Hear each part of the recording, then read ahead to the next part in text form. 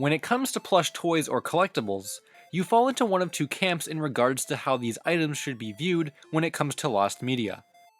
Most people don't view toys as lost media, and while they don't exactly fit the dictionary definition of media, I think their history and the collecting scene surrounding them can allow enough wiggle room for certain pieces to be considered lost media worthy. For example, it's been debated for over 15 years whether or not a Super Mario RPG plush of Geno exists, as no visual evidence has ever been found. And while you may think there's no way he can exist, consider the RPG Mallow plush being seen only twice in 16 years, meaning that Geno could just be of higher rarity. It's discussions like this one that make me believe some collectibles should count as lost media, especially the ones like Geno that are so history-changing to the video game collecting scene. In light of that, I've covered many different plush mysteries on my channel before, and not too long ago, another plush mystery reared its head and garnered quite a bit of attention, which is something uncommon for old Nintendo collectibles. So I thought I'd take a look at this story and figure out what's going on. Our plush story today begins with a small, relatively unknown company called Etone. I'm sure most people haven't heard of Etone, and that's because they're not really known for much and have very little documentation. The company is as old as the 1970s, though primarily existed in the 1980s, releasing both generic and licensed plushes. Perhaps their most famous plush is the 1982 Donkey Kong from the original arcade game. This plush released in 3 different sizes, and are all pretty easy to find despite varying price ranges. There's not too much mystery or intrigue behind them. But something that isn't easy to find, that didn't release in 1982, and isn't that well known about, surfaced on Reddit with an alleged connection to Etone, and oh boy, it's quite intriguing. Back in February of 2016, a post on Reddit was made titled 1978, Before Jumpman, Before Mario, What is this thing? It showcases a few different pictures of a mysterious plush. Upon first glance, it shares a striking resemblance to Mario's original design, Jumpman, in addition to sporting an Etone tush tag. So simply put, this looks like a Jumpman plush from Etone, which was likely made to be paired with their Donkey Kong plush, both based off of the arcade game.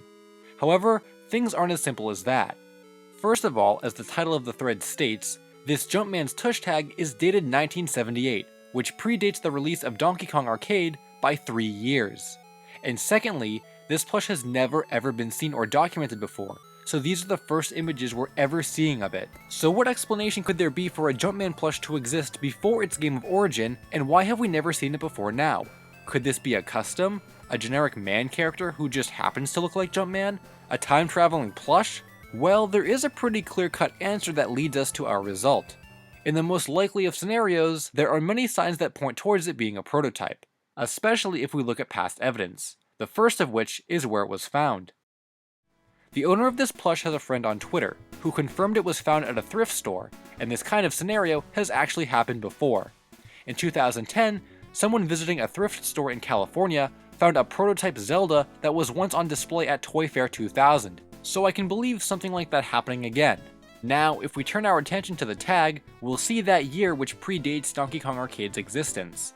The explanation for this is that it's likely just a placeholder tag from something else, that Etone grabbed and used for the sake of the prototype.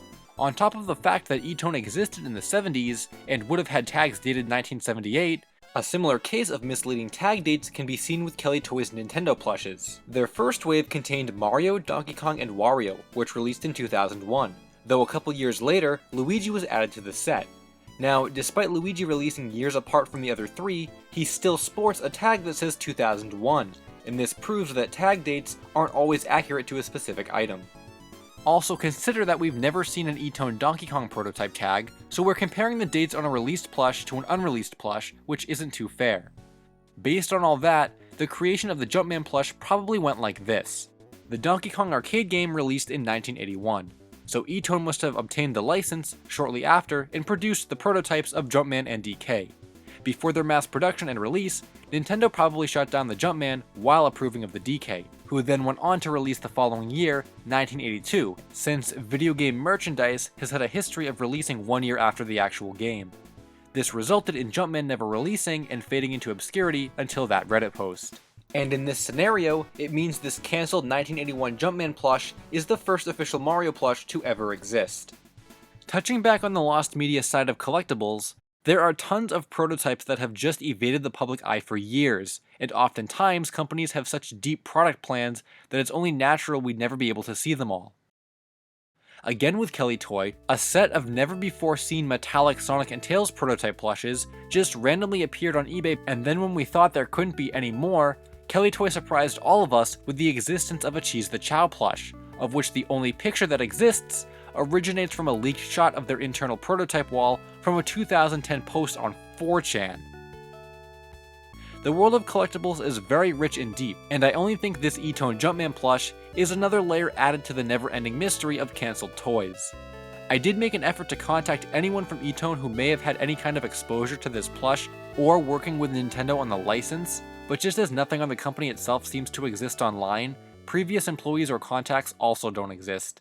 So while I think we have a pretty good grasp on its origins, we may never get a concrete answer regarding it, and that means its true origin and history will remain a mystery.